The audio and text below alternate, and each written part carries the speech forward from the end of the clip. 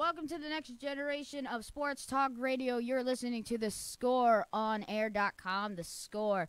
I am your latest lady of the night, Sierra Funsize 2.0 here, discussing with you guys about the main topic that I love to talk about, more than shoes, more than getting my hair and getting my nails done. It is wrestling. Sure, you're thinking like, oh, yeah, wrestling, like probably heard it 1,000 times before. But not from a women's point of view. No one has ever heard that before. So eventually today we are going to be covering the topics of what happened 3 weeks prior before Survivor Series will be coming up this Sunday. We are talking about Crown Jewel and also what happened last night on Raw. But first we are going to cover all the stuff that happened at Crown Jewel, which was 3 weeks ago. But hey, why not? We might as well get caught up on it now. We all know that Crown Jewel was WWE's first ever live pay-per-view from Saudi Arabia, yet none of the superstars were allowed to set that due to controversial type situations, especially with Saudi Arabia being a very, very dangerous environment, if you could put it in that way. So we all know that there were a lot of great matches, but I say some of them were probably a bit not living up to the hype, especially the Universal Championship match for the vacant Universal title between Braun Strowman and Brock Lesnar. The Beast finally makes his comeback after being away from the ring for so long, basically trying to, capture the Universal title and then move the UFC. We all know Brock Lesnar can be the biggest meathead on the planet, and all he cares about is money. Whenever Brock shows up, it's always when Brock wants to show up or when the money is right. We all know Brock Lesnar is good at fighting, but we all know the guy skips leg day. He's got chicken legs for legs. But obviously, the Universal match should have gone better than Baron Corbin blindsiding Braun Strowman, and obviously it just gave Brock the advantage in the long run. And then speaking of that, the first time ever, D-Generation X versus the Brothers of Destruction. That was a first-time match for a lot of people. And I say the match was great in every sense of the word. Literally, you had a Hall of Famer, Shawn Michaels, literally coming out of retirement of 8.5 years. That is a very long time from Shawn being away from the ring. And let's just say him sporting bald hair. Okay, so we all know Shawn Michaels was going bald later in his career, but when he's just shaved it off, I'm thinking like, wow. So not used to seeing Shawn with no hair. It's different, but and that's another topic. Why do wrestlers always have to shave their hair when it gets to a certain point in their career? That I don't get. Like, sure, you have long, luxurious locks and manes, but why cut your hair? It's already nice the way it is. Like, I don't get it. Like, what's the point of that? Like, I understand you're losing your hair, but why shave it? Why cut it? Can I time in? Yeah, go ahead. Can I time in? Well, can you elaborate what you mean shave? Shave the top of their head or shave their whole body? Okay, like certain wrestlers will literally cut their hair. Like Bobby Roode, for example, when he was in another company, which we are not mentioning. This is WWE talk, not Impact. But sorry, I already mentioned it already. But anyway, like Bobby Roode, he had long hair literally down to his shoulders, but then he decided to go like with a buzz cut haircut. And then Triple H was the same way. He had long, nice golden locks. And then next you know, he ended up getting an army cut. And then next you know, it's just like completely like a sponge cake that's on top of his head. It's crazy because I'll think about it. If I think back on it, Triple H also, not Triple H, what was it? Stone Cold Steve Austin. He did have hair. He did have hair, but you can tell he was already losing it. He was sporting a Hulk Hogan look. Yes, and then Dwayne Johnson, The Rock, he also bald. I think it's more cosmetically appealing if you see a bald wrestler. I think cosmetically it looks more tougher than someone who had hair. Because I remember when Triple H had his long golden locks and people really didn't take him as serious. Versus when he cut his hair off, then he became more popular. More bigger. I say like, okay, we all know Cold Steve Austin could pull off the bald-headed look because we all know if you're a guy from Texas and you drink beer and you have a very foul mouth, of course you could pull that off. But I like the subject is, like with men and shaving their hair, like I understand they don't want to have just their hair fall out, so they like, you know what, I'm just gonna cut it all off and then just let it grow back on its own. Like Randy Orton, he cut his hair at one point. He had like a bit of short hair, and then he eventually cut it. He kind of went bald for a minute, even though he's a young guy. Mm-hmm. And then his hair grew back, which it's more like, kind of like a spiky preteen type. Leg, yeah, spiky the preteen type hair and look, everything. And, like certain wrestlers cut their hair. And speaking of like not cutting their hair, but when it grows back, John Cena, he actually let his hair grow out. He looked like John Bradshaw Layfield when he was on the commentary table. I'm thinking like, why? Why did you grow out your hair? Your hair was fine. Like when he first started, his hair was like all weird looking and looked like he just put too much gel in his hair. Yeah. Then he went to like a buzz cut, like regular military type cut.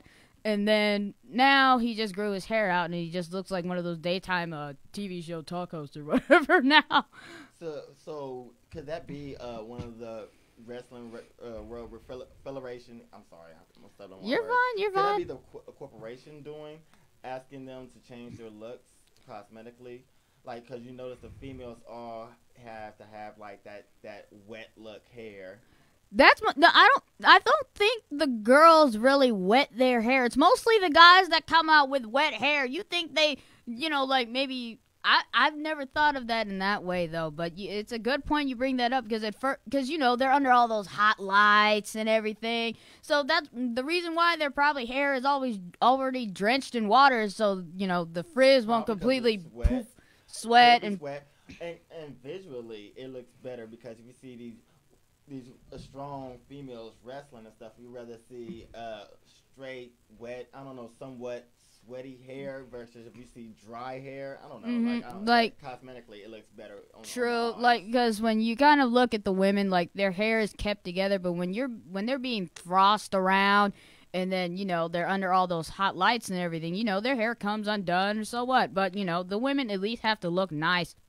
Whether they're competing in the ring, and then, like, you can tell, like, they've been through a lot, they're sweating, they're hot and everything, because, those lights are really beating down on you. I wonder if they have a dress code there. They probably do. They probably do have a certain dress code, because all the ring gear that they have is basically custom made. All of it is custom made. You don't know that, but it actually is. What's the rules for men have to wear their clothes? You have to have a Speedo on. Okay. Can't have anything past your kneecaps. Okay, well, okay. The thing is that with wrestling gear, kneecaps. We are getting off topic, but I don't care. But other than that, like I don't think there's really a certain dress code. Like men wore like singlets, wrestling type underwear. For some reason, whenever my sister would see a wrestler literally wearing just like one of those like Speedo type underwear, she always thought it was underwear. I'm thinking like, it's not underwear. For the love of God, it's not. I'm thinking like, who wears underwear on the outside besides Superman?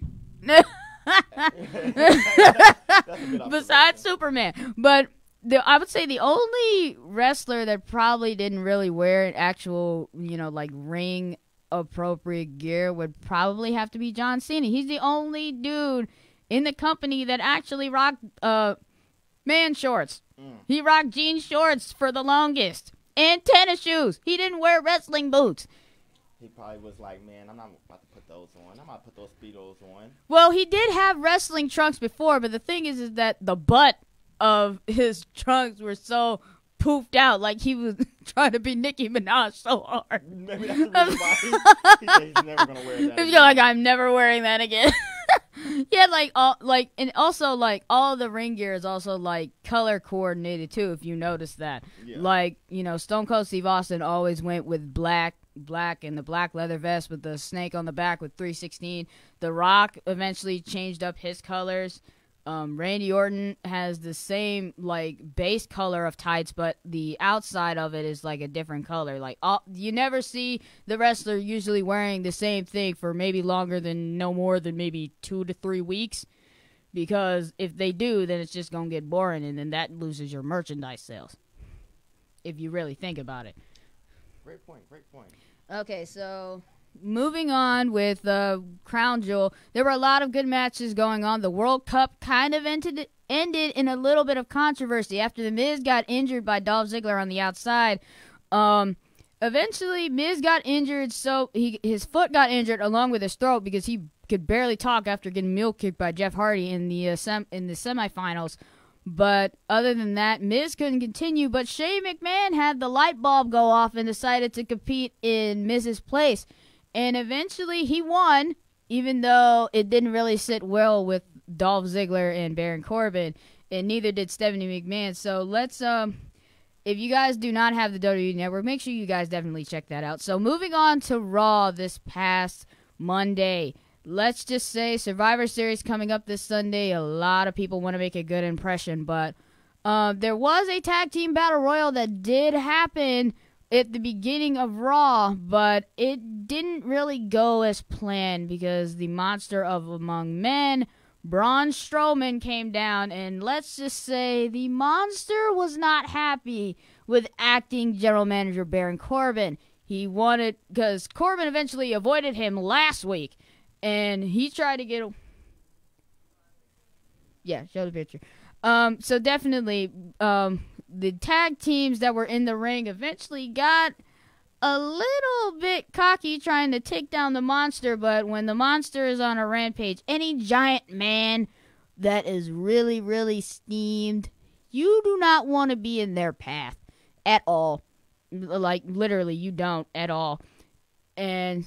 eventually, Stephanie McMahon was also making her comeback as well, coming back to confront her about her brother, and she wanted to make sure that the Raw team won. And let's just say she wasn't the only woman that wanted to make her opinion. Raw Women's Champion Ronda Rousey actually made her presence felt to actual SmackDown Live Women's Champion Becky Lynch, saying that she doesn't care if you're going to go after my arm. You will see why I'm the baddest woman on the planet. Or the other word that we cannot say on here right now because I do not want to get fined for that. But eventually Corbin tried to, be nice to Ronda, but eventually he got flipped over. Literally and figuratively. Literally, Ronda literally flipped him over her shoulder. That is a grown man that got flipped by the baddest woman on the planet. And it wouldn't be the first time that someone got flipped over. Triple H has actually felt that front flip before. And let's just say it's not because of now, but he's eventually recuperating after the match between Shawn Michaels and himself against The Undertaker and Kane. So, but also the Raw and SmackDown Men's Survivor Series teams are completely complete for each side. And let's just say Becky Lynch did not come alone. Dealing with the entire women's locker room, came out in full force, decimating Alexa Bliss and her Survivor Series team. So with SmackDown also coming up, we will talk about that later on in the show.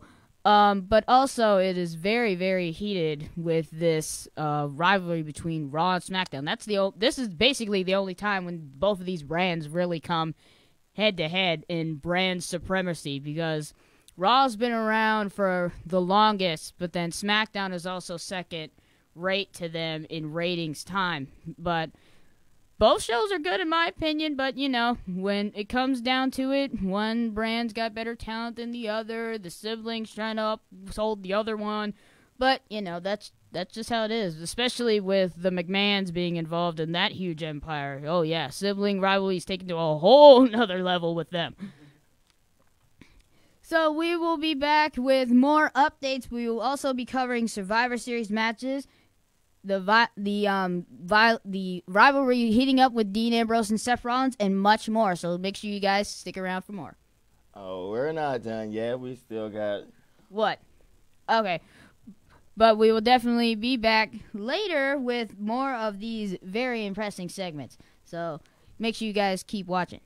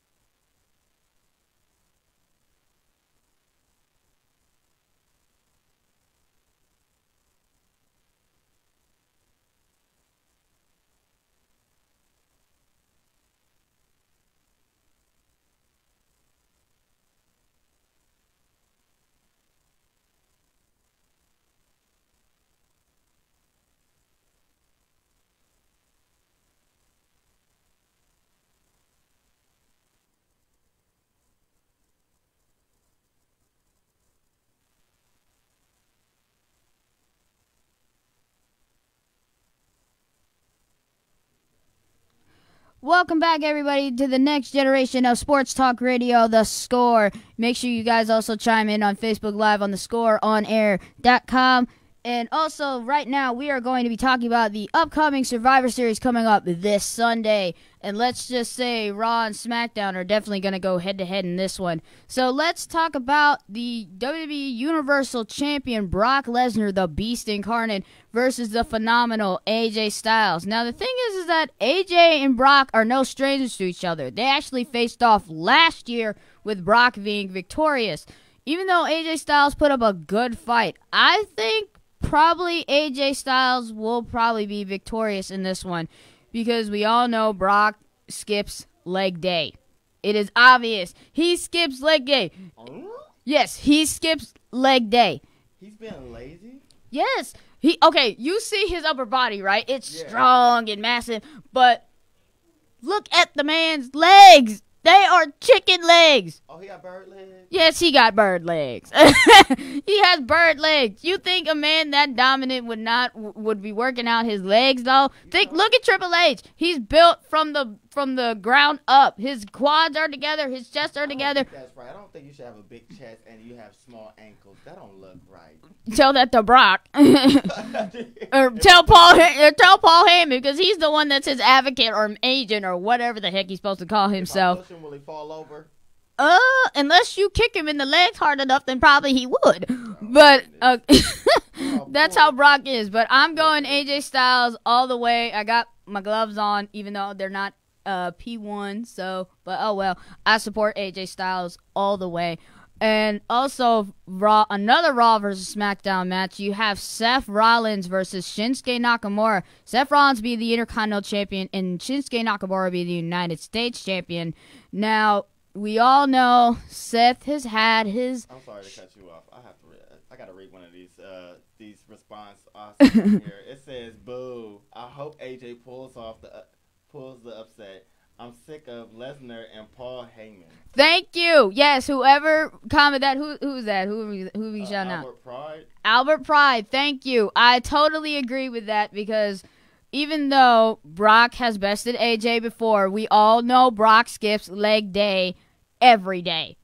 And we all know if AJ just goes after Brock's legs, it's all over. It is all over. It is all over. Plain and simple. But also, going back to the Intercontinental Champion versus the United States Champion, Seth Rollins is kind of going to be in a bit of a bad mindset because of all the stuff that went down with Roman Reigns being diagnosed with leukemia. We are all praying for you, Roman. Speedy recovery for you. Also, because Dean Ambrose is just set in Seth's head. How is Seth going to really, what we got? Albert Pride, you just need to come up here. He says Ambrose will cast his shadow on that match. Amber Rose. No, Ambrose. Oh, Ambrose. I'm about to say Amber Rose. I'm thinking like, what? Yeah, but I'm sorry, I got my education in Columbus Public School. Yes. But yeah, definitely agree with you again, Albert.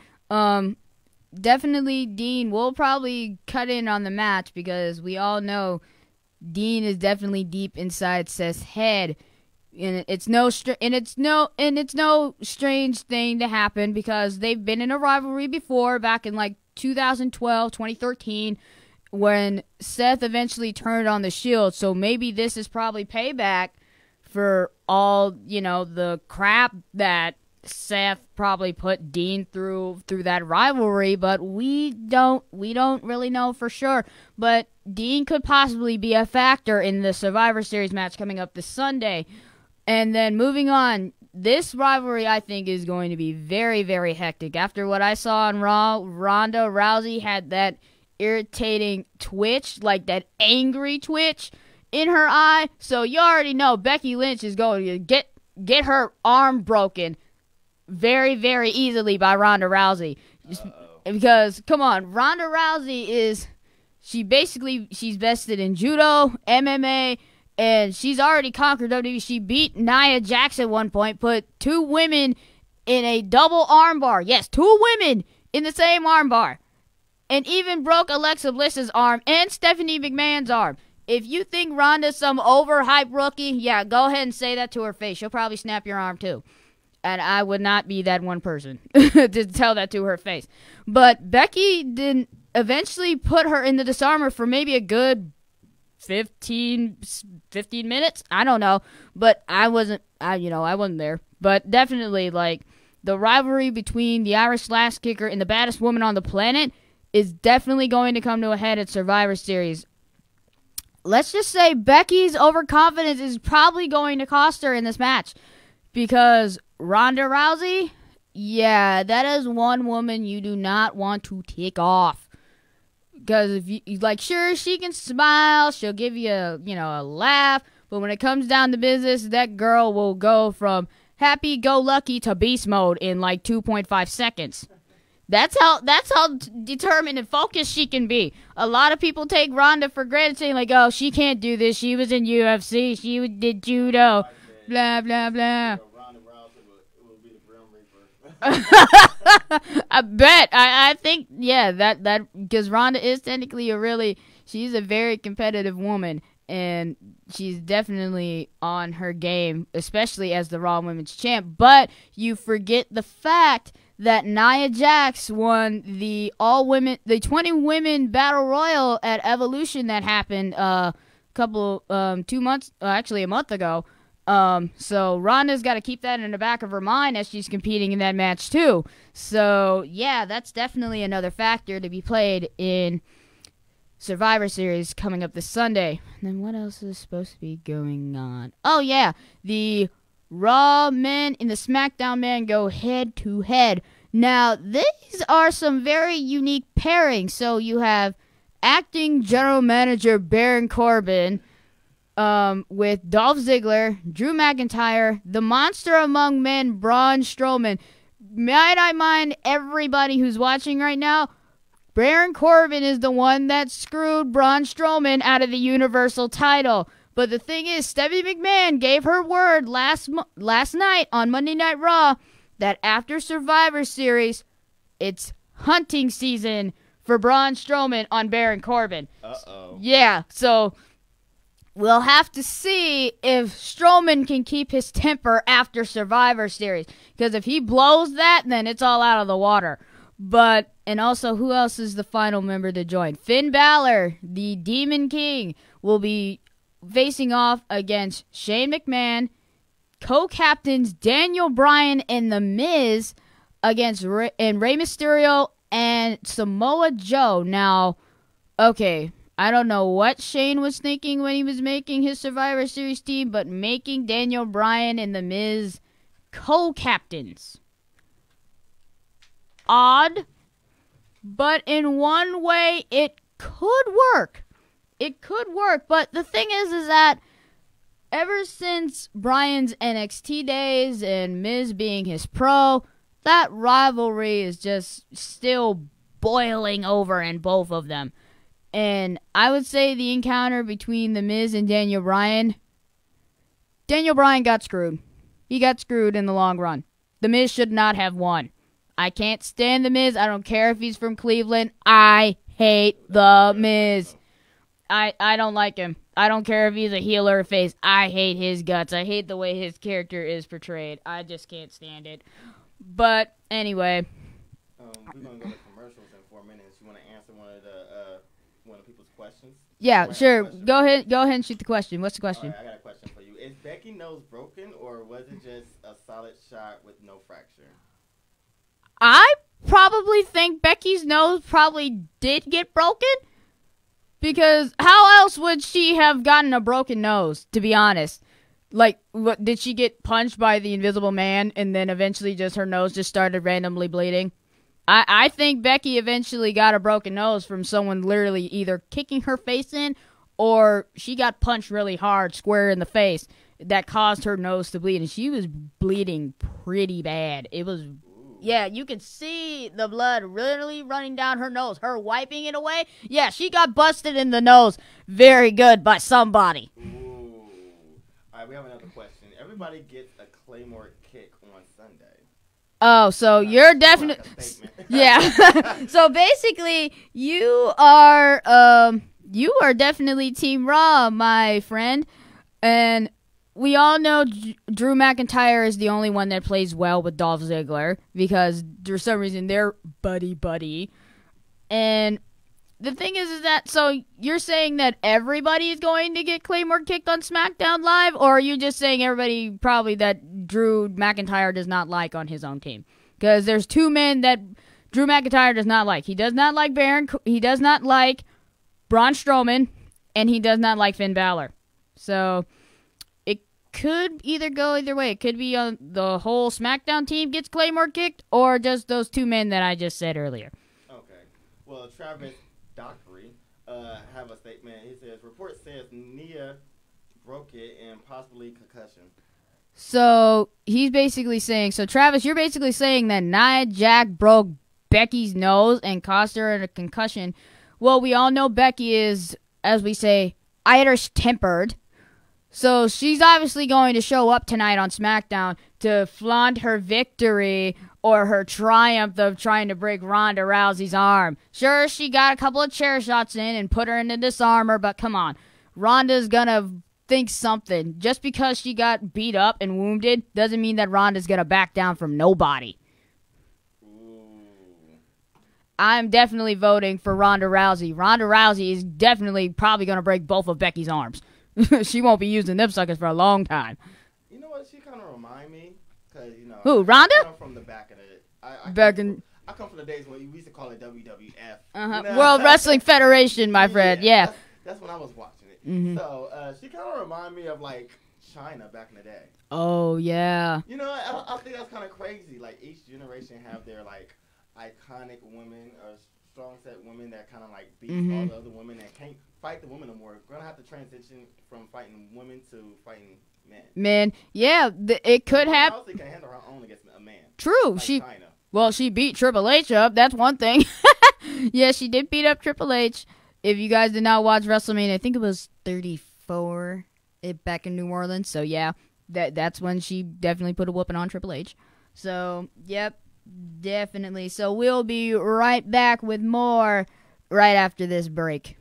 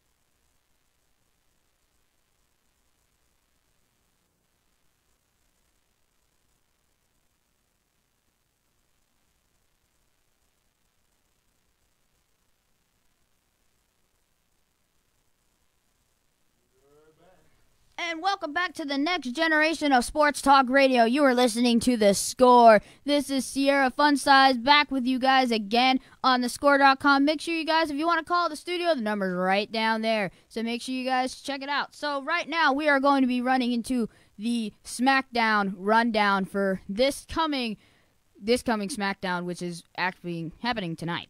So we're going to see how will Raw react to Becky Lynch's invasion after Monday night's invasion of the SmackDown Women's Division, literally beating down Alexa Bliss's Survivor Series team. Her Survivor Series team consisted of herself, Nia Jax, Tamina, and who else was involved in it? Mickie James, and who else was involved in it? Who was the last member? I cannot remember. I think it was Ruby Riott from the Riott Squad who got the last spot. Because clearly Alexa Bliss, if you guys did not know this, she's from Ohio. So, and along with Dean Ambrose, he's also from Ohio as well. He's from Cincinnati. And Alexa Bliss, see, I'm mixing up names now. Alexa Bliss is from Columbus.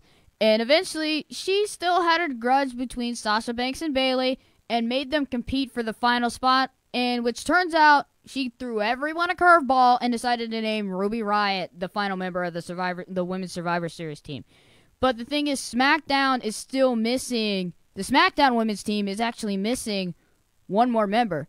The women's team is already on Raw is already done.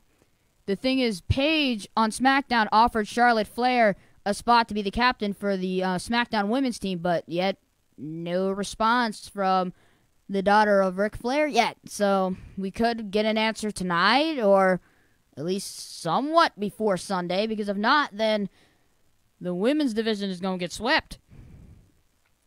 And then moving on from that, now the thing is that there are a lot of tempers flaring on this men's SmackDown Survivor Series team. We all know Daniel Bryan and The Miz can't stand each other. And also, Daniel Bryan has also had a bit of a run-in with Samoa Joe. Now, let's just say if you happen to catch SmackDown last week, Daniel Bryan put Samoa Joe in a yes lock, and Daniel Bryan tried to pull him off, and eventually it didn't go so well. It eventually turned into a brawl between the SmackDown men's team. But, you know, as they say, odd couples have their moments, and clearly Daniel Bryan and The Miz are that indeed odd couple. We all know they can't stand each other, because the rivalry is really deep with them, but they kind of just set it aside for for that one night coming up this Sunday. And speaking of this, I find this pretty funny. So Daniel Bryan and The Miz had their rivalry literally back in the NXT days when NXT was actually a show on TV. And then leading up to now, The Miz and Daniel Bryan are both married to former WWE Maurice is retired from the ring. Miz married her. And then Daniel Bryan is married to Brie Bella. And then get this. It goes even deeper than this, I think, with their rivalry.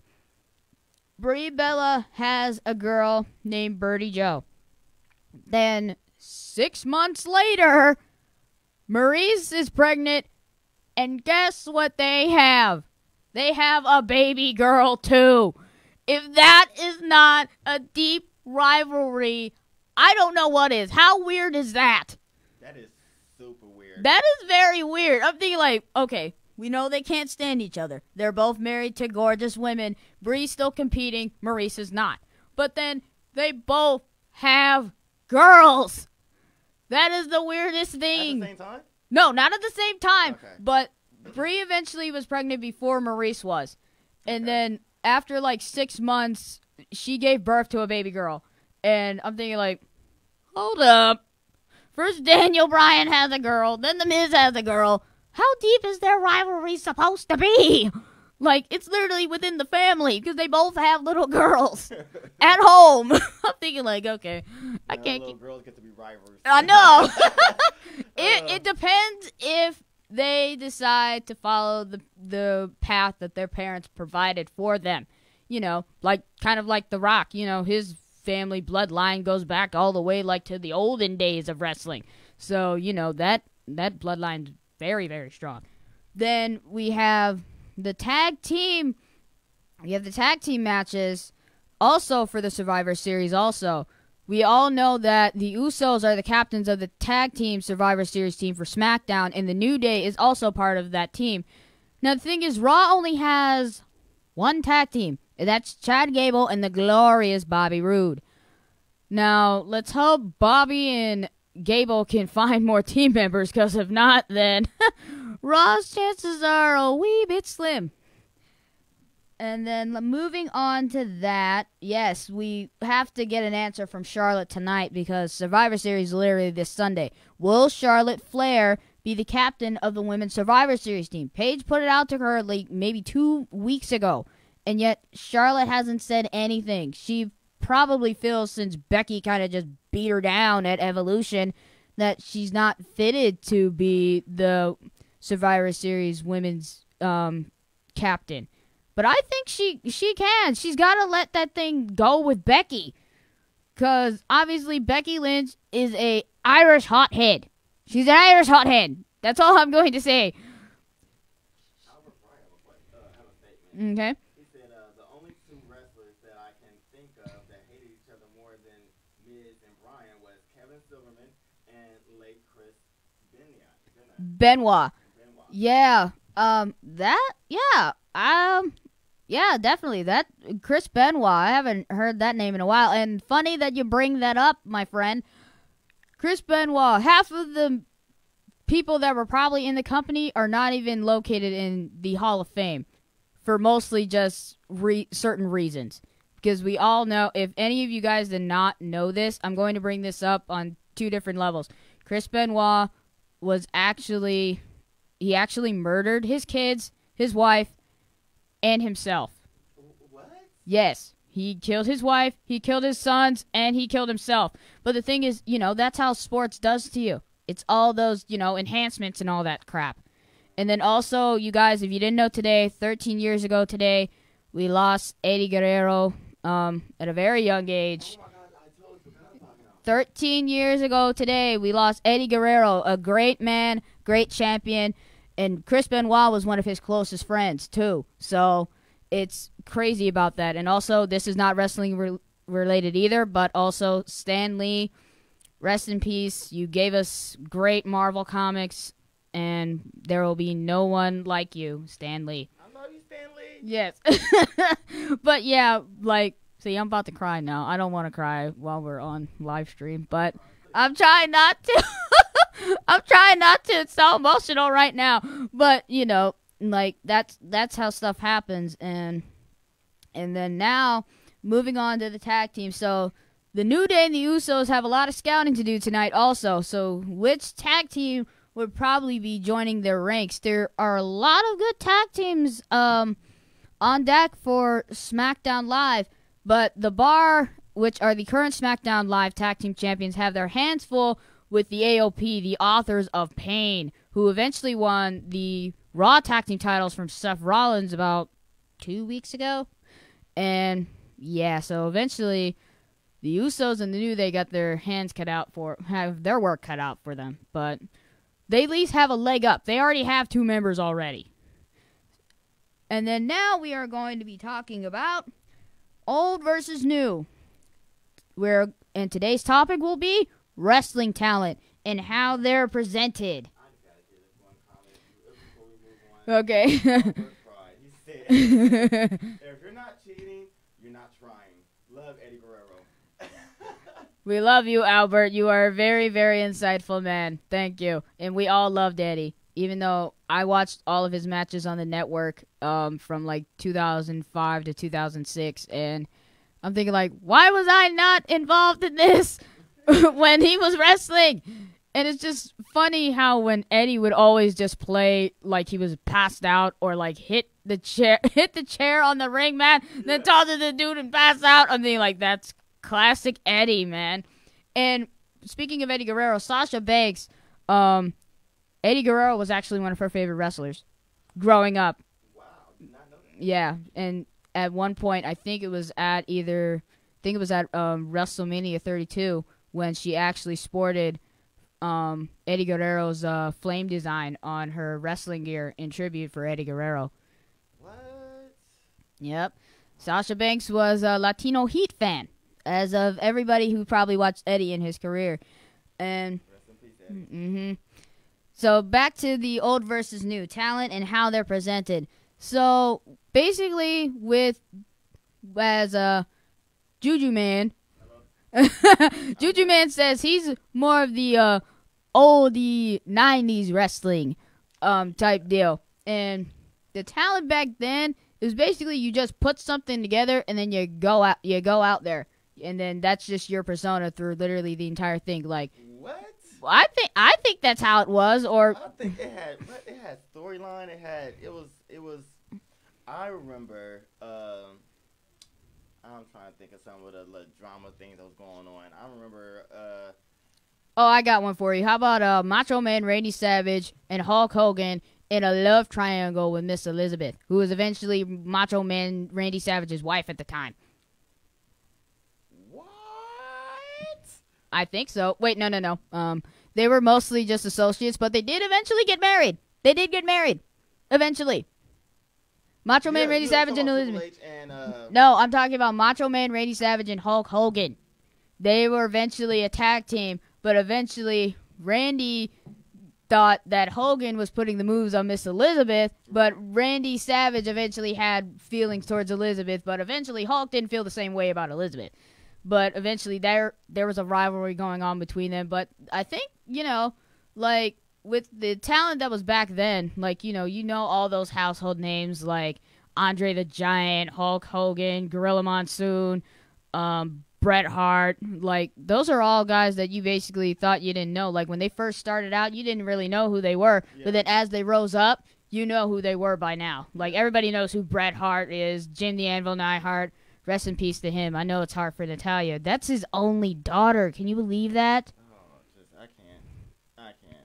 I get emotional every time my mom wants to talk to me about death in the family, and it's like I'm not going to the funeral. Yeah, I'm going like I can't. I'll blubber like a baby. Yeah, but because even the Matt and Jeff Hardy, when they first started, they were around in the WWF days. If you didn't really think about it, they were around.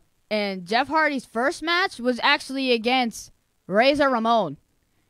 Yeah, if you go on the WWE Network and look up that Hardy documentary, the Matt and Jeff will tell you in their own words about their first matches. And Jeff's first match was actually against Razor Ramon. And let's just say he got the holy tar kicked out of him. He was like, what the heck just happened to me? I got beat by he got ran over by a freight train after the match was over. But, like, when you're young and you're first starting out in a business like that, then, yeah, it's a whole different bar game. You go like, wow, there are so many people here. There's all these cameras and all this other stuff going around. And then now, moving up to now, I would say today's talent is okay, but they don't push their talent hard enough. They don't. They wait literally until maybe like a critical moment in their career to do something. Let's take Becky Lynch, for example. When she first started out in NXT, she was a happy-go-lucky Irish girl, then moved on to being a steampunk Irish woman, then, being a face throughout the company for a while, started with Paige, herself, and Charlotte to form their three-woman group. They were part of Charlotte was actually part of the four horsewoman of Wrestling Ent, and Becky was too. But moving on from there, when she stabbed Charlotte in the back after Charlotte won the SmackDown Women's title at SummerSlam, it just completely shut all of Becky's doubters down, and then now everyone's excited that Becky finally turned heel. And a lot of people like it, and some people do. But I'm thinking, like, the way she's just going about it, she's cocky and arrogant. And I'm thinking, like, what happened to you? Like, like when you get a cute little pet puppy, you're like, oh, you're so cute. And then when they grow up, you go like, oh, my God, you're a monster. That's what she's a monster. Well, no, she's just cocky and arrogant. Like, sometimes she can back it up, but other times she puts her foot in her own mouth. Ronda's just as cocky. Hey, at least Ronda can actually back it up. She's got fighting experience in MMA and judo and all that other stuff. Becky is only known in wrestling ring. Ronda has more fight experience than him. Okay. So, I mean, can she not gloat for a second and pump her own head up? Can she not pat herself in the back because of the matches and for what she overcome? The thing is that Becky is too confident. She's got too much of an airhead. Oh. Unlike Charlotte. At first, she was living in her dad's shadow, and I would say the time when she slapped Ric Flair, oh my gosh, that broke my heart. I'm thinking like, oh, the baby slapped her own father in the face. Your Hall of Fame father, of all people. I bet he was embarrassed. He was, and he literally broke down in tears after his daughter just kicked him out of the ring. I'm thinking like, dang. But, that's how, talent is and everything. Like, you gotta make sacrifices. You gotta cut friends off to get where you're going. Edge has done it before. Randy Orton has done it before. Triple H has done it. Triple H, at one point when Randy Orton became the youngest World Heavyweight Champion ever at 23 years old. Actually, no, it was 24. 24 years old is when he became the youngest World Heavyweight Champion at SummerSlam against the late, great Chris Benoit. He won the world title, but Triple H was not having it. This was back in 2006 during, the Ruthless Aggression era when Eric Bischoff was probably, running Raw. Let's just say Triple H did not take it lightly that Randy Orton was holding the gold and eventually beat Orton down to where he was literally busted open on the top of his head. Left laying in a pool of his own blood with the world title across his chest as he just laid there. I think that's the only thing I do miss. I miss the cage match. I miss the intensity. They have cage matches. They just don't use them as much. Yeah, I miss those. Remember they used to jump off the top of the cage all the way down? They just modified the cages now. Really? And I'm going to bring this up from, I think they modified some of the cages, but not recently. They don't do cage matches no more. Yeah, it sucks. They used to have the ladder match. Remember the ladder match? You have to climb up the ladder. They still have those. They still have that? Okay. But I remember back in the day when they had the cage match, and I remember when The Undertaker or somebody would go all the way to the top and then drop all the way down and body slam somebody. Oh, that was intense. I remember watching Stone Cold Steve Austin bleeding all over the place. Just bloodied up. Like, it was crazy back in the day. That's why I liked it. It was real. Now, I've actually watched a couple of older matches that were back in the 90s. Believe you me, when wrestling was around in the 90s, I was still a baby. And I'm mad that I never turned on the TV to watch wrestling then, because if I did, I would have learned a lot more. But in one of the pay-per-views, Armageddon, it was literally a 6-pack challenge. You had Stone Cold Steve Austin, Chris Jericho, Kane, Kurt Angle with hair. We all know he's a bald eagle. Who else said Austin, Jericho, Kane, Angle, Undertaker, and Rikishi? This was under Mick Foley's commissioner rule, where all 6 men would compete in a Hell in a Cell match. And I'm disturbed as a kid, the fact that I love Rikishi. Who doesn't love Rikishi? Like, soon as he did his signature move, I was like screaming. What, the Bonsai drop or the Bonsai drop or backing his butt into someone's face? Backing that butt into somebody's face. I remember he backed his butt up into some female's face. I forgot her name. If Albert, if you know the name of what? Oh, Trish. Trish, yes, it was Trish. Trish Stratus. And I was just devastated because I loved Trish back then. Trish went against somebody, and it was like a huge rivalry, just like Ronda and Becky having right now. True, but Trish was she was basically the innovator of the women's division as a whole, if you think about it, because you had Sable, Jackie, Jacqueline, Chyna, Lita, all of those women that I just mentioned. They literally brought the women's division all up as a whole. If you didn't have those women involved first with them, especially with Lita and Trish, with with Lita literally going through the ropes and almost doing a scorpion position onto Trish on the floor, we wouldn't have all these great matches, and we wouldn't even basically have Ronda Rousey. She didn't step up, to be honest. That's what kind of I think, because without all this stuff, you had the first ever women's Hell in a Cell match. Women have never competed in that match before. Right. That was the first time. It was between Charlotte Flair and Sasha Banks. Then you had the first ever all-women's Elimination Chamber. You had that match, which consisted of a lot of very talented women. And then you got all these, even the first ever at the Royal Rumble, 30 women were competing in the Royal Rumble match for the first time ever. That's huge.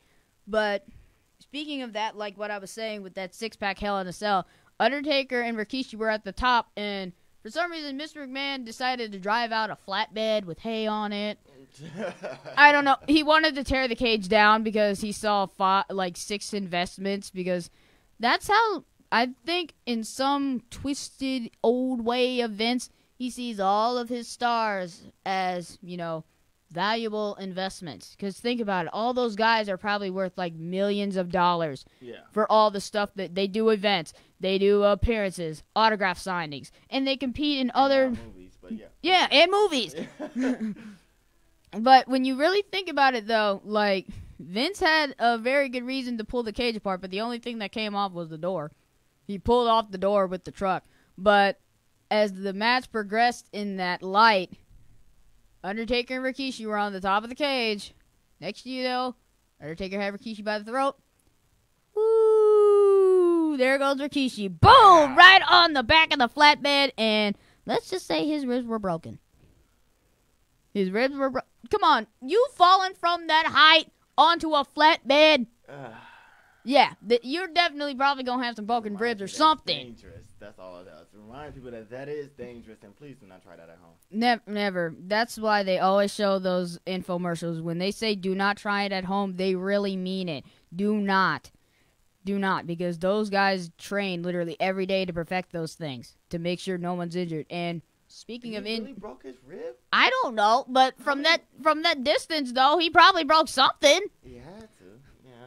And it's funny because Brie Bella, at one point, when she was actually a face, before she portrayed Ronda Rousey with her sister Nikki, she actually knocked out Liv Morgan on Raw with a kick to the face. Oh. That happens, though. That happens, though, sometimes. If it's live and somebody gets knocked out on accident, for real, that happens. You thought the Big Show had a powerful punch to knock somebody out? Try Brie Bella's kicks to your face. Albert Pride has something to say. He said, okay, China. Albert. Go ahead. Go ahead and read it. Talk about Albert. China was by far the most skilled female wrestler of all time. She was. And it's a shame that she died too. Yeah, she did die.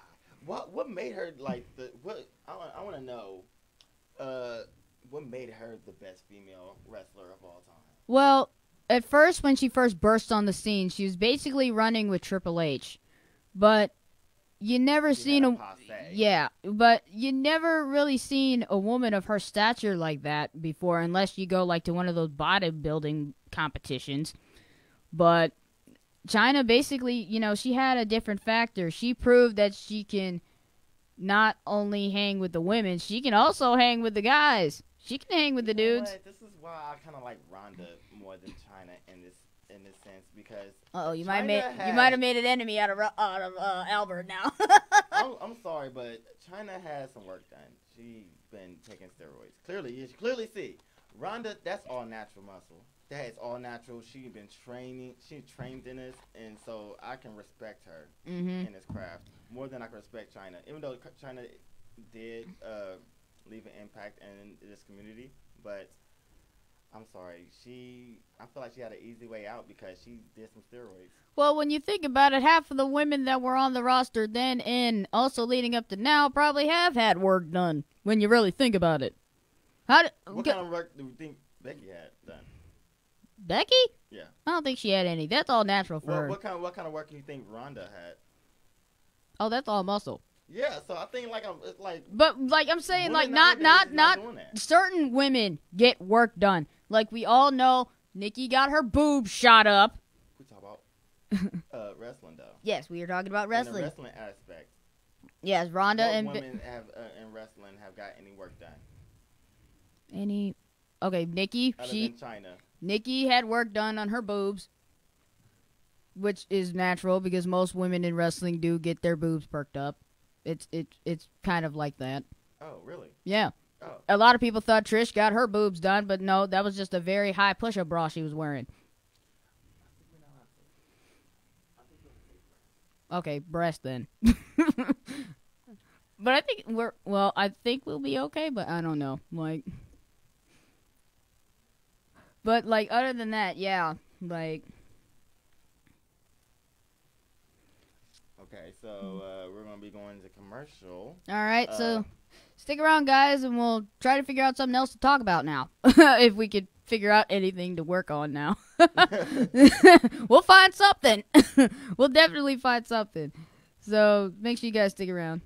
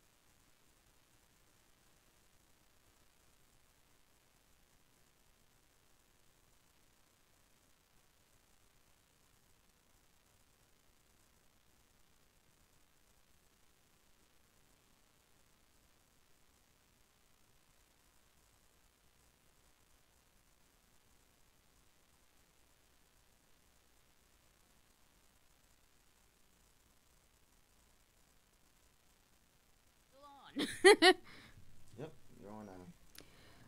Welcome back, everybody, to the next generation of Sports Talk Radio. You are listening to The Score, and you are also tuning into WWE Women's Wrestling Entertainment. It is me, Fun Size, and I'm with Juju Man. What's up? So, basically, we were talking about the women's wrestling and see if they had work done. But what you pointed out, Albert, our very faithful listener, or watcher, one of the two, you're doing both, said that Lita had a facelift. Now, possibly, maybe, yes, as she got older, maybe, but I don't really think she did. I think probably maybe she just has natural cheekbones, just natural high cheekbones. But, you know, she could have had work done, but, you know, you couldn't really tell, though, because clearly she had a good plastic surgeon if she did get some. So, what else could we talk about for the remaining hour? What else should we talk about? Albert, if you have any suggestions, please comment. What? You freaked out. You go like, oh, wait, what? No, I couldn't really think of anything right now, but, you know. I think what?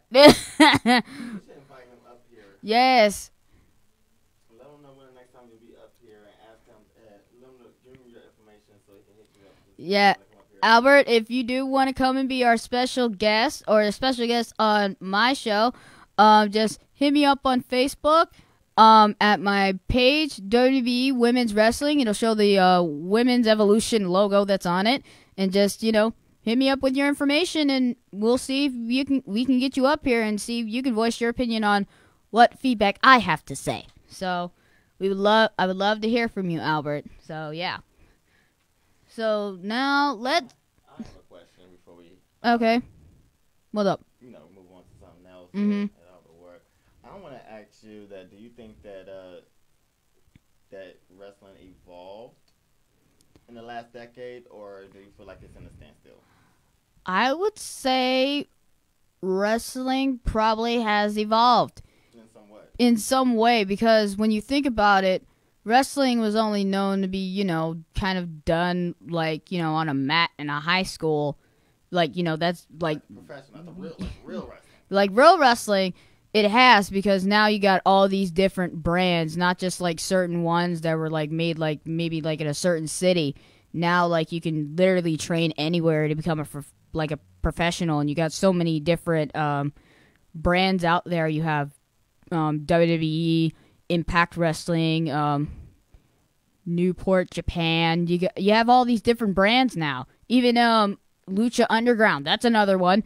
There are so many different wrestling companies out there that, you know, people can snatch up real easily. So, you know, like, I say wrestling has evolved in a huge way, especially with WWE making their women main eventers now.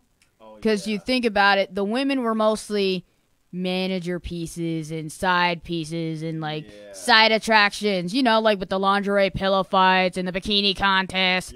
Yeah, they would only be on there, like, what, for 30 minutes on the screen time. But now they're recognized for what they can truly do, and that's kick butt. I totally agree with you. Yeah, they can kick butt and hold their own. And...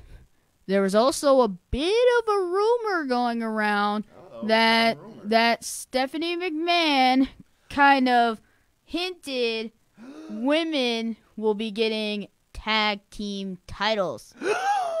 I know, right?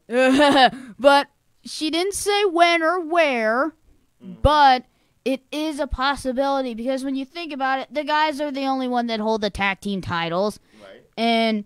you know, China was technically the only woman to actually hold the Intercontinental title. So, you know, with the huge women's revolution that's going on right now in WWE, we could see possible females going after men's titles. You just don't know. It could happen. And if that happens, the whole stage is going to shake. It will be groundbreaking. It will be groundbreaking. Oh, God. But in a good way, not a bad way. Yes, it will be. Because if you think about it, you have Tamina and Nia Jax, two powerhouse-built women, along with Ronda Rousey. When you think about it, any of those three women could possibly go after one of the guys and just beat them down and win the title, if you think about it. Did you just say the woman can go after a guy's title? If you think about it, Nia's got... I'm not trying to be mean, but she has the weight advantage in this situation. If she could... Come on. Are you fat shaming? No, I'm not fat shaming her. I am not. Why would I fat shame Nia? Elaborate. Which means she got the weight advantage. Okay, think about it. If she went after Seth Rollins right now, she would have squished him. No, you totally fat shaming. I'm not fat shaming her. I respect Nia. Okay, well, technically she would have been able to dominate Seth because, come on, she's taller and she's got more leverage against him because Seth Rollins, compared to another guy, Seth Rollins could probably beat them, but you have a woman that's got at least the massive strength of a guy that's probably, around maybe Umaga's type of speed. Right. So yeah, if Nia Jax eventually faced Seth Rollins, she could possibly be the second woman in history to actually hold the Intercontinental title. Okay. And then Tamina, if she wanted to, she probably could have gone after the U.S. title by now. But the thing is, she's not on SmackDown. She's on Raw.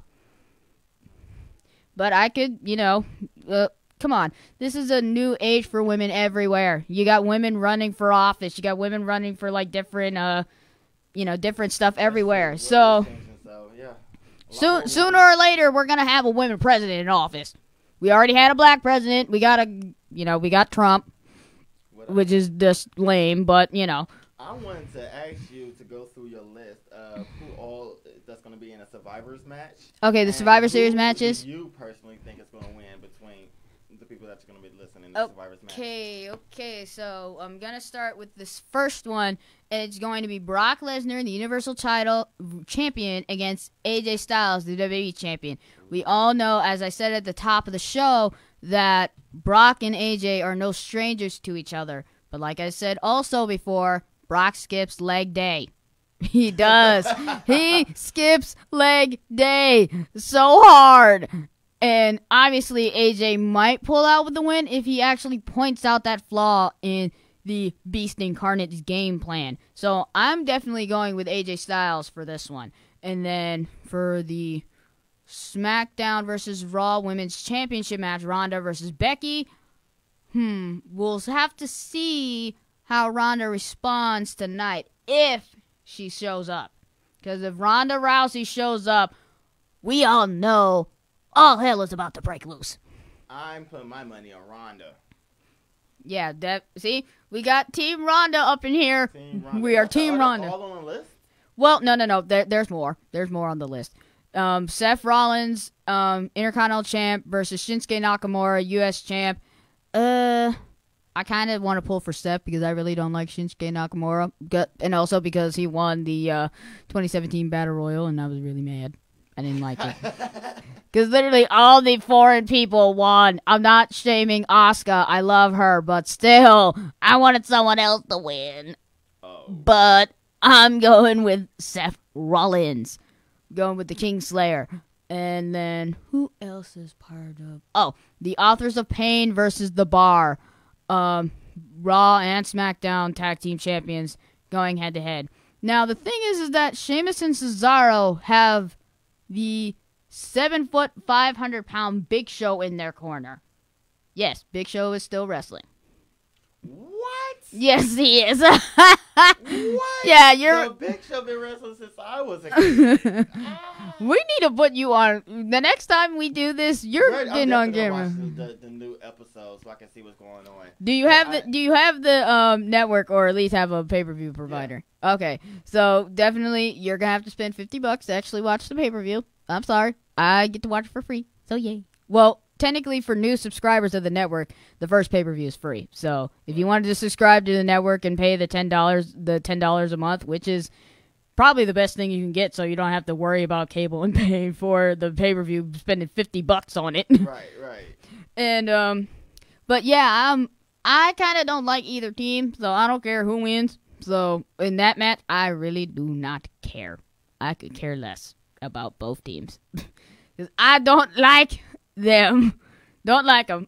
You don't like them? I really don't like them. Oh, no. No, I don't.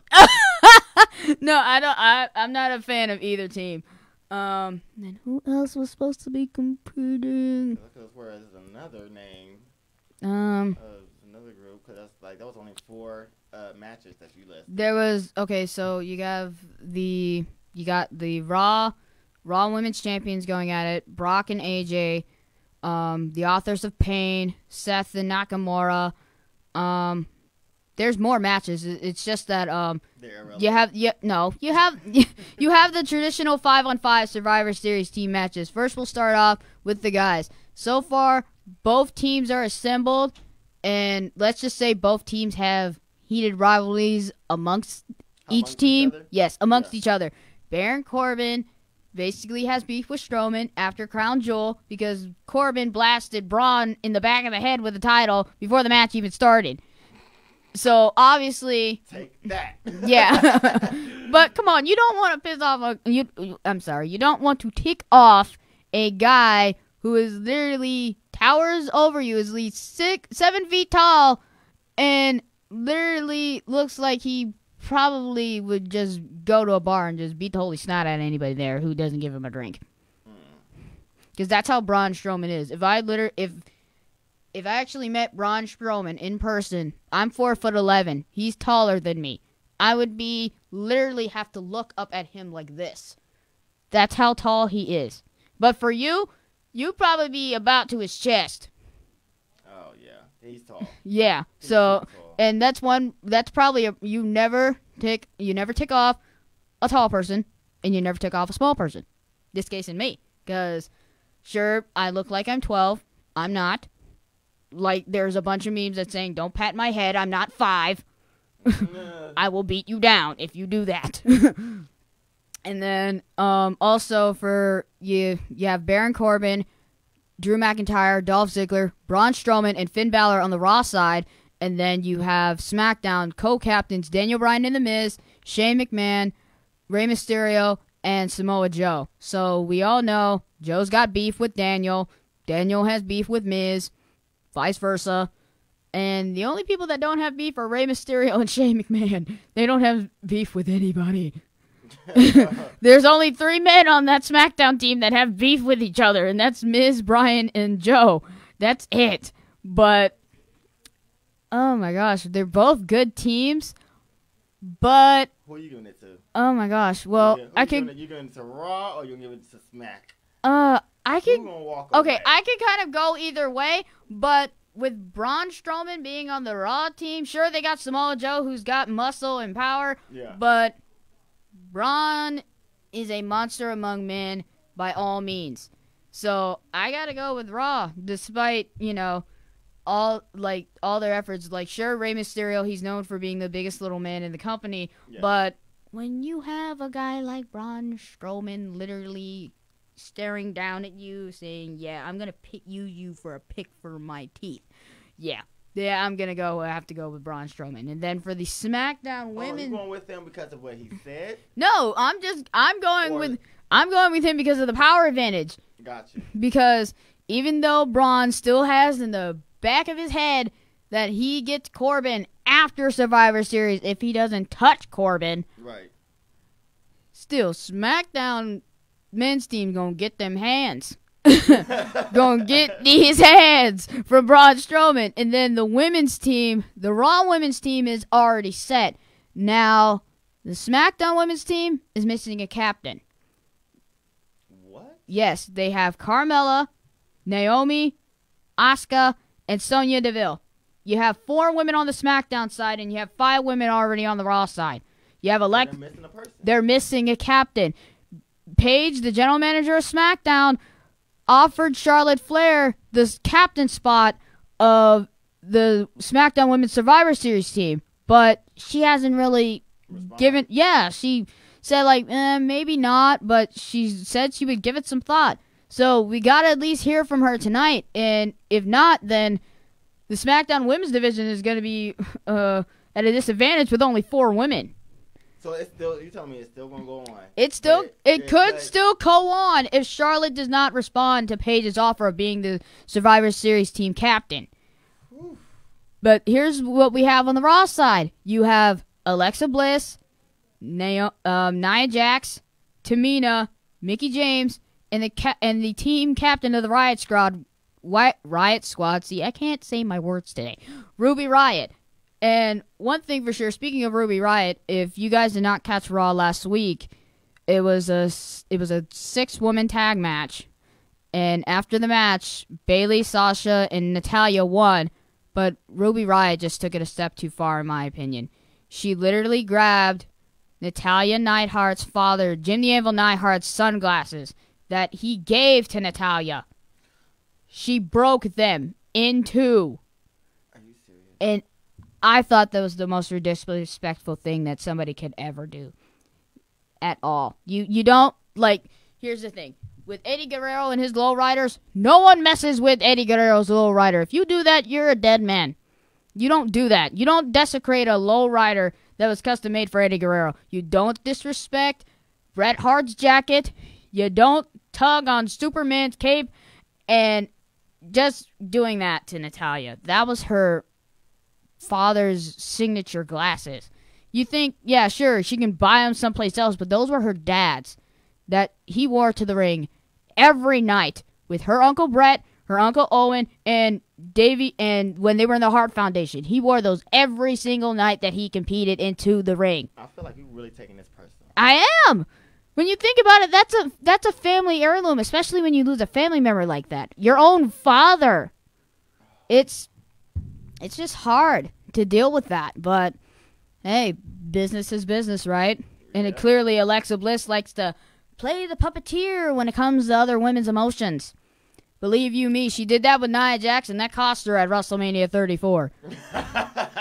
Yeah, that did not work for her at all. At all? At all. No. Oh, she ended up losing the title afterwards. She was the champion at the time, so yeah, she ended up losing it.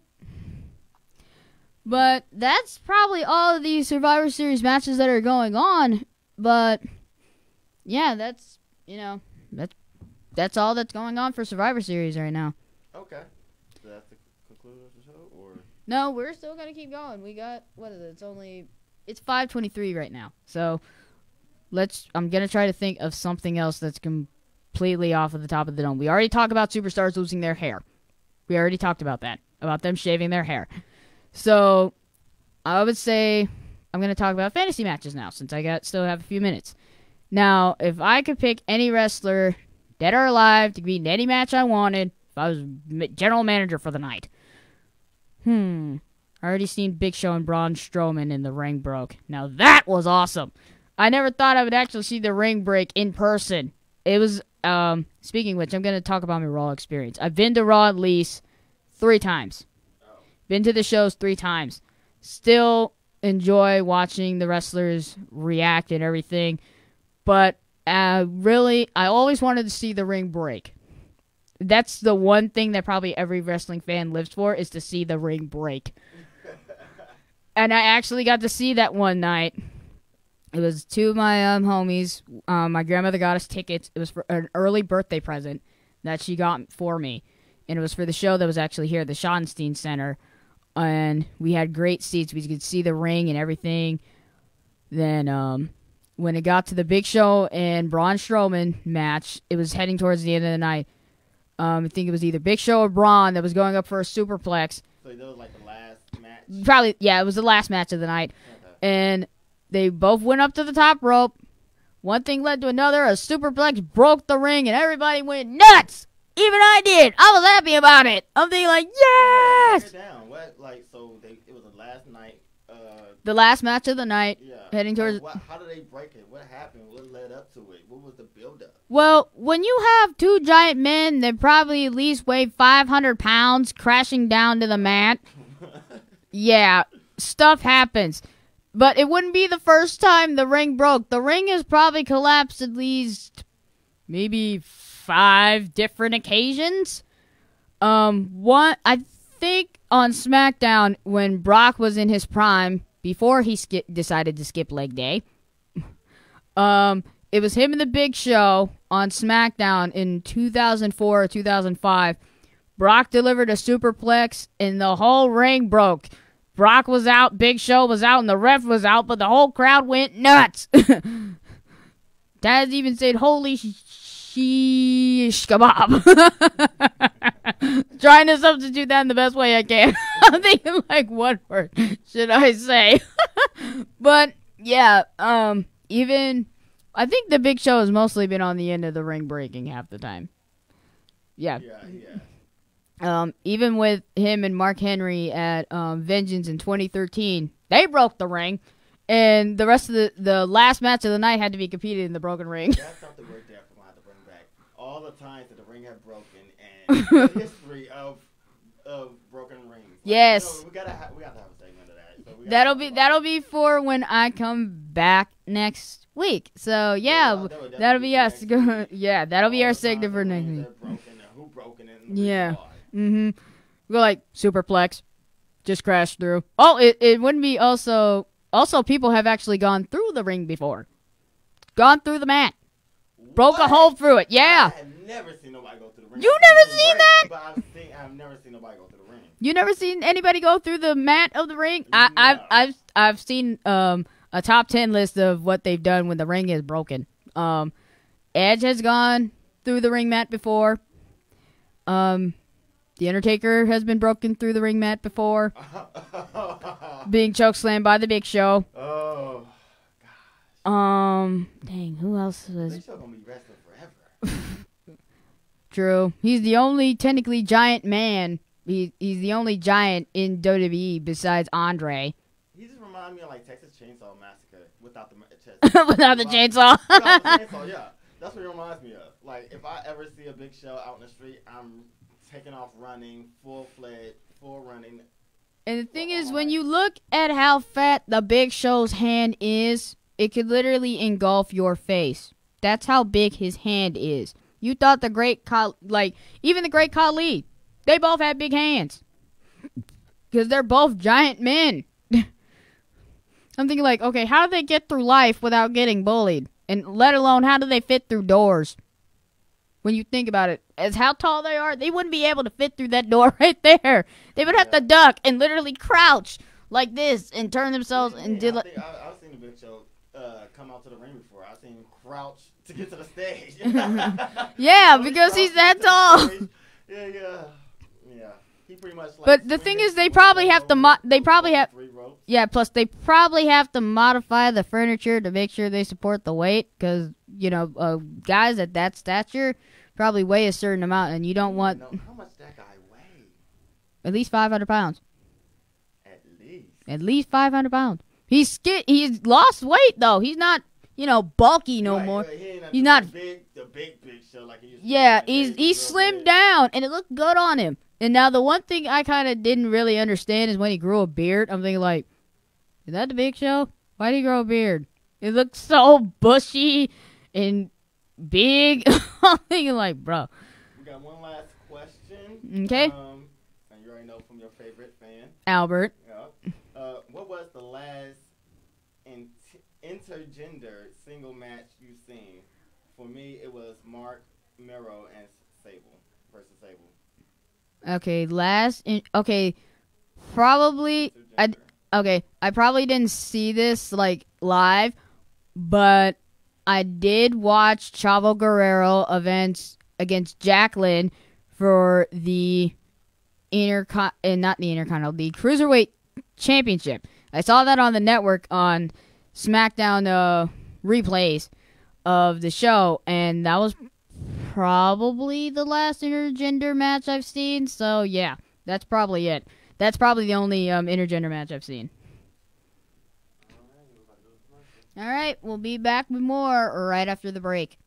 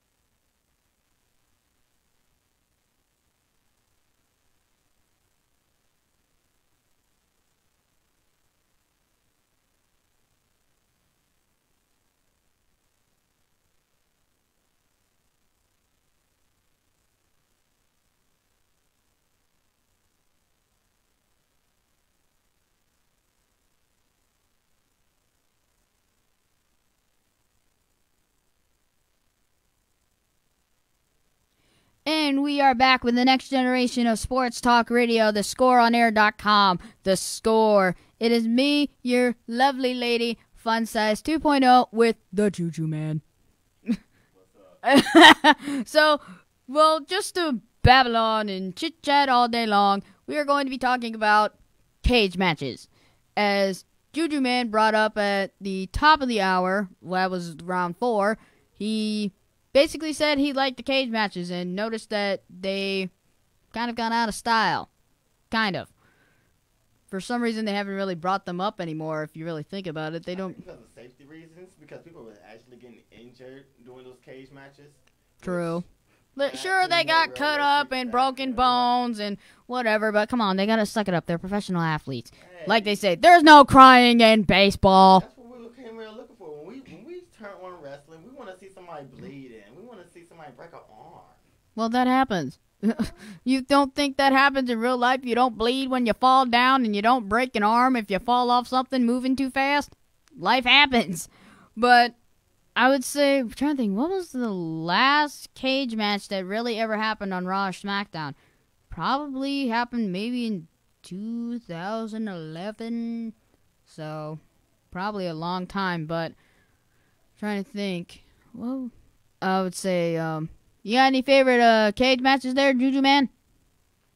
Favorite cage match? I don't want to butcher the name. I remember because it's been a while. So it's so long since I've watched sports. I remember there was a guy that used to wear a mask. I totally forgot his name. There's a lot of wrestlers that wear masks. There was a guy that wore a mask like he was Texas Chainsaw Massacre. And it was like halfway off his face. Mm-hmm. He had frizzy hair. Mankind? What's his name? Yeah, Mankind. He had frizzy, curly hair. Yeah. Yeah, that's one of Mick Foley's many faces. I remember him, and I think it was him and Undertaker. Was it Kane? It was one of those. No. You're thinking of the Hell in a Cell back in at King of the Ring between the Undertaker and Mankind. Yeah, you're thinking of that one where Undertaker threw him off and landed on the table, and then he fell in the cage. Yeah. I was looking at him like, the Undertaker is so big. Run! Run! Well, that's how you feel when you're a little kid and you see like a 7-foot or 6'10" man literally destroying another man. You go like, oh my gosh, he's so huge. And I remember he threw him off of the cage onto the table. Yeah. So you remember that part where he got flown off the table? Yeah. Thrown off the cage and into the table. I was a kid running around the living room like, this is crazy. He threw him on the table. I was looking at him like it's over. You're like Jim Ross was saying, like, my God, they killed him. They killed him. Right, exactly. Jim Ross was like completely losing his stuff, literally, as Mick Foley just came crashing down to the floor. I'm thinking like, dang, like, yeah, bro's dead. He's dead. But he still kept going. Mick Foley still kept going, though. He kept going. That's why I love WWF so much. Because it was just raw. Mm-hmm. And I think when they transitioned to WWE, my brain couldn't take it. Again, like, the letters, it's messing with my brain. Yeah, the thing is that it went from the Attitude Era to kind of like a kid-friendly PG era. Yeah. They still include blood at some points, but not to a full extent. It's more kid-friendly, but come on, like, a lot of kids now, they're more into violence. What do you think Call of Duty is for? When you think about it, you got Grand Theft Auto, Call of Duty. They see all the blood, the boobs, and all that junk. Yes, I'm saying boobs, whatever. I have them, so I can get away with it. Breast, boobs, whatever. I think the difference between video games and wrestling is video games is basically you have to purchase that. Wrestling is already on TV. You can't. True. You can pay. Censor things that go through the TV because that's kind of public somewhat. Sometimes it happens. They censor some stuff, but mostly, you know, if they show an exposed butt crack, then yeah, they'll blur it out. Or at one point, whenever I would say, trying to think. At one point, when Titus O'Neil, when he wasn't like a promoter or whatever, the goofy character that they put him for, it was around Thanksgiving time, and he just got finished doing a eating contest a food eating contest against the Great Khali. And then, obviously, the general manager had the bright idea to make him compete right after he ate against Cesaro, who is now part of the bar now. And let's just say... Don't tell me the story ends with throw up. It does. But he eventually ends up chucking in JBL's hat. Oh, God. And then puts it on Michael Cole, of all people. Oh, remember Ray McMahon? Shane McMahon, Vince McMahon. Vince McMahon? Yeah. Remember he had a daughter? Yes, Stephanie. Stephanie, right? Yes. Okay, so remember that he had like a little drama thing in the backstage? It was a little drama between him and Stephanie, right? Drama Because thing. he was the manager, right? Yeah. And there was some type of drama. I think Stephanie wants to be the best or something. You're talking about when Vince was messing around with Trish and Stephanie didn't like it. Yes. Yes! Thank you for bringing up. Yes. That was the best female wrestling fight I've ever seen in my life. And Trish. And what was the other name? Stephanie. Stephanie going against each other. It's blonde hair versus red hair. They're on the top of the mat. And I remember Trish just thrashing her head into the mat. And I just remember the girl just screaming. And then they We need for real. Awesome. Next time when we do this and we talk about older wrestling, we're making sure the camera is on. We're bringing up the top 10 female wrestling. All time. That'll be for next week. On there. As a kid, when I watched that. That'll be for next week, Albert. So that'll be for you. Did you not understand how mind blowing I was after that? Mm-hmm. A female. I mean, I'm from the quote unquote hood, whatever. I've seen female fight all. You know what I'm saying? They're pulling the real one, but I don't know. For some reason, this was just so intense. It was so real. She was so upset at her for messing with her father. Come on, that's your dad. When you're the only daughter in your father's life, then yeah. When another woman comes along, heck yeah, you'd be mad. Well, from my standpoint, heck yeah, I'd be mad. Especially with because Trish was around the same age as Stephanie. They were both grown women. Hey, you gonna mess? She knew exactly what she was doing when she was messing with Stephanie's father. Old pervert Vince. Pervert Vince, but pervert Vince. She knew what she was doing. I love Stephanie. I don't know. I grew. At that time I didn't like Trish. What's her name? Yes, Trish. And then I liked Stephanie. I didn't like Trish. So everybody's got their favorites and stuff, and that's just that's how it is. Like a lot of people thought that Trish actually did get busy with the boss on the side just to get where she was in the company half the time. But eventually it wasn't true. Getting her hands in. Yeah, but I really doubt that. She worked really hard to actually get where she was. Hard? Yeah, not that kind of hard, but I was about to say, I see why. Like, no, no. She got pretty far in the rankings. No. But yeah, like. Monica Lewinsky. Yeah, I've actually, with the Raw and SmackDown replays, I watched the older episodes of both SmackDown and Raw. But I would have to say my favorite tag team probably from the Attitude Era has to be DX.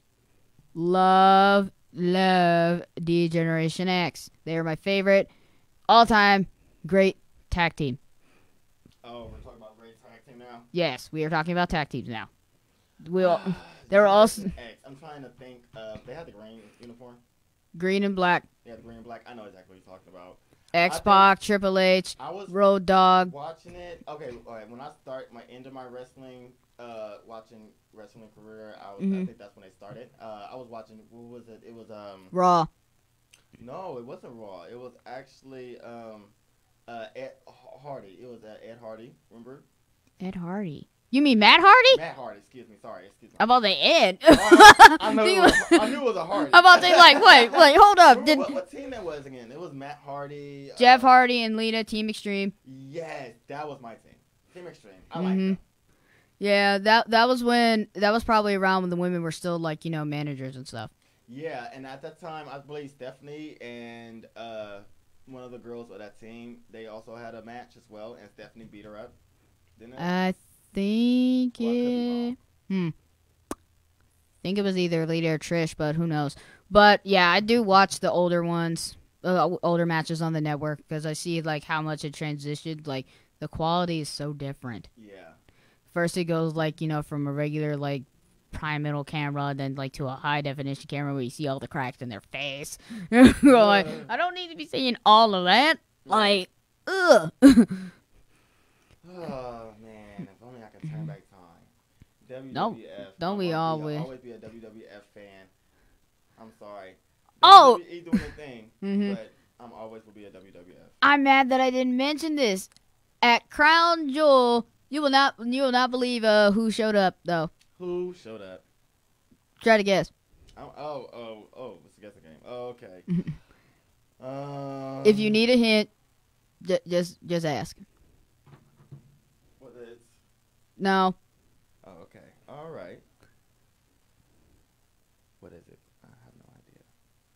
Okay, I mentioned him before in the show. Vince McMahon? No. Okay. All right. Undertaker? No. Okay.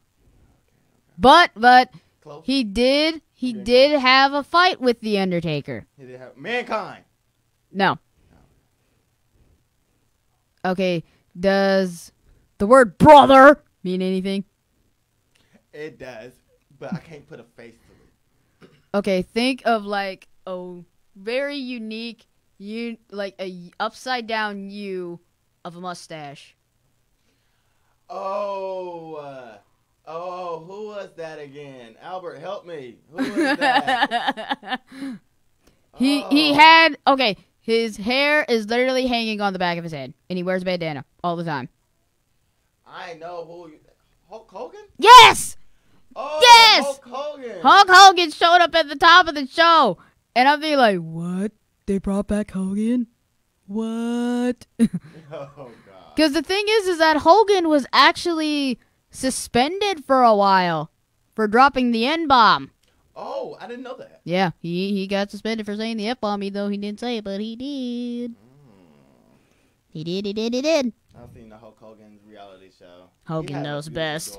Mm-hmm. And I think she's married now. Is she? Yeah, I think Brooke is married now. And it's weird because she was... If it ever don't work out, you can call me at 614 for Nah, bro, nah. But think about it. Hulk Hogan would be your stepdad. Oh, he's old now. I'm not scared. Hey, he is not old. Hey, his gimmick was feathers. He had a feather. Boa. Yeah. You couldn't think of it like boa. Hey, I would say scarf, but yeah. no, it's a boa. Yeah. Hey, tell that to Ric Flair, who walks around in a very bedazzled bathrobe. Yeah, no one would say that to Ric Flair's face. Yeah. I wouldn't say something. Of course you wouldn't. Of course you wouldn't. No one does this. Who's still wrestling? I'm not gonna say it to their face. I'm gonna wait till they retire first. Well, Other than Dwayne Johnson, he's the only person I'm not gonna be talking mess to because he still looked like he still got hands. But he works out literally almost every day. But I'm gonna wait till he get a little older. Like I don't know, maybe the next generation. If you think about it, when do you think The Rock? When do you think The Rock will actually get really that old with all that muscle he has? I'm praying. I don't know. How old is Dwayne Johnson? Matter of fact, I'm gonna look that up right now. How old is The Rock? How old is? And I'm gonna wait till he get in his 70s, and I'm gonna smack him. He could be old. He could be over. Chokehold slam on him. I'm gonna be like, yes, I finally did it. Good luck with that. Okay, let's see how old The Rock is. This is very fun. Okay, I need more info on Dwayne. He is 46 years old. He don't even look like he's 46. Yeah, The heck you mean? I can see it. I don't see it at all. Once he hits 60, 65, and he looking like that, then I'm gonna be like, what is he drinking? What is he, what is he eating? Now the thing is I that need some of that. And the thing is that there are a lot of wrestlers that don't look like their age. Like take John Cena, for example. Bro's 40. What? Yes, he is 40 years old and still looks like he's still in his 20s. What is the retirement age for wrestling? When you decide to hang up your boots. Oh. There's no typical age. Like Ric Flair, he actually had to retire at WrestleMania because Vince McMahon put like a hit on him around WrestleMania 23, I believe, that if he lost another match, he was forced to retire, and he lost against Shawn Michaels on the grandest stage, where Charlotte Flair, her brother, and all of his kids were there in attendance, and his one of his ex-wives. But yeah, it was heartbreaking for a lot of people to watch Ric Flair retire that night. Shawn Michaels didn't want to deliver the final shot. He didn't want to, but he had to. What you mean he didn't want to? Was he hesitating? Yes, he was hesitating. Come on, Shawn Michaels literally grew up idolizing Ric Flair. Right. When you have to beat your hero and make him retire, that's hard. Yeah, if I see Jesus, he better be watching out for me. No, bro, nah. No. But yeah, I see what you're saying. When you idolize somebody and then you have to. You literally have to retire them like that? Yeah. Shawn. That's how Cardi B feels when she has to go, when everybody's trying to put her against Nicki Minaj.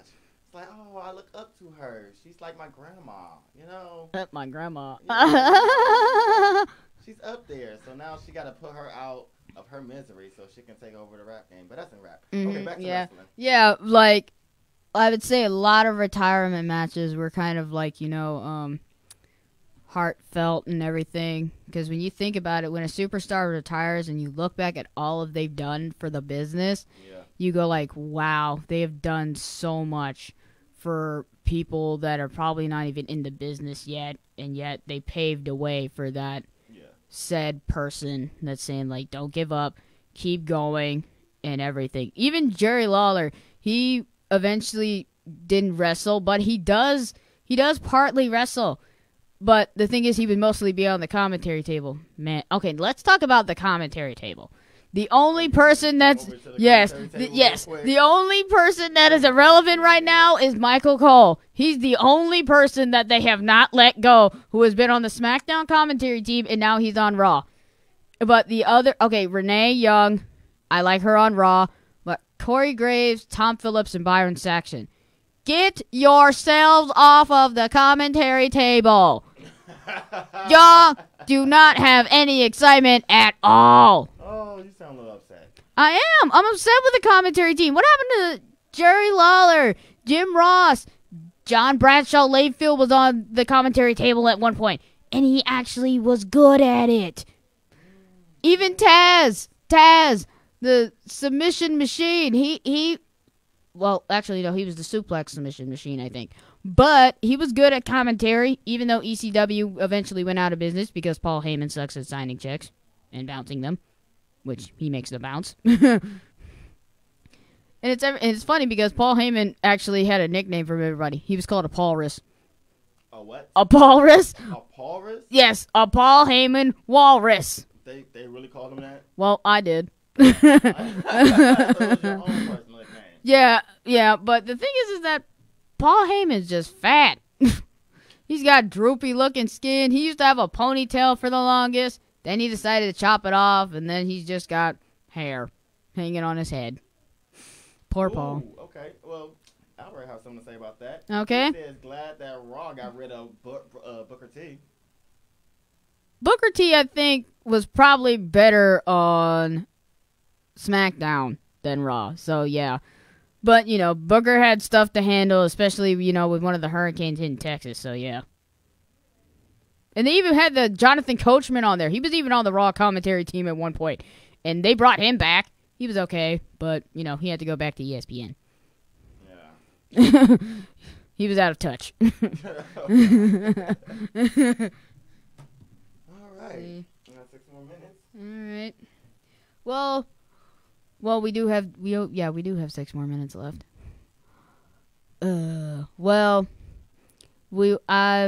We'll Well, definitely want y'all to tune in next week because we yeah, have so plenty of more to say. exactly. And Albert, thank you so much for watching. We appreciate you.